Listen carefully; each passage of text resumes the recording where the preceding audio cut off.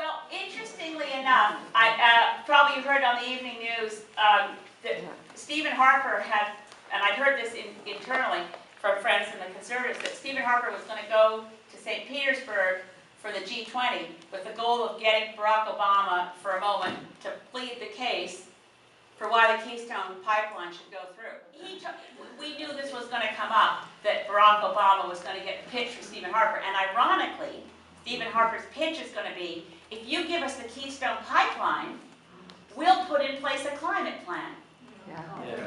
Which is outrageous considering he's been telling us, well, he killed the climate plan that was in place in 2006 when Stephen Harper became Prime Minister.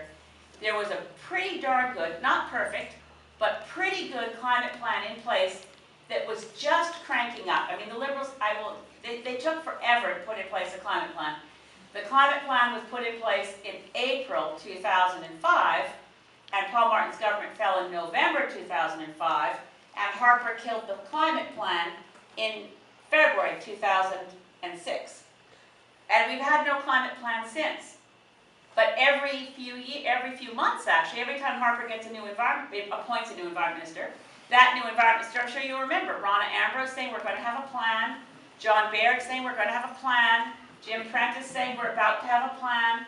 Now we're telling Barack Obama, we'll finally do something about climate, but only if you give us the Keystone Pipeline. It's bizarre.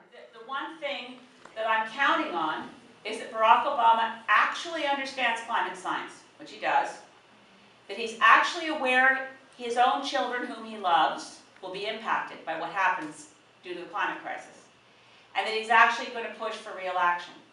It doesn't mean I'm counting on him turning Keystone down, because he might make a political calculation that he can do more to get the coal plants in the U.S. shut down by letting Keystone go ahead. Who knows what his calculations will be.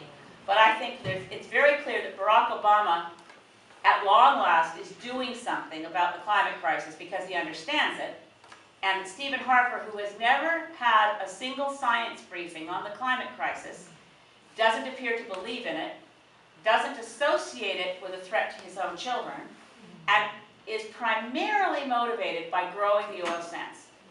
So between the two of them, I'm really hopeful for the first time in years that we're going to see real climate action coming out of the U.S. And we know that China is already doing way more than the U.S. or Canada. Brazil's doing more than the U.S. or Canada. India is doing more. So the community of nations is moving in the right direction on climate, slowly, badly, but a bit.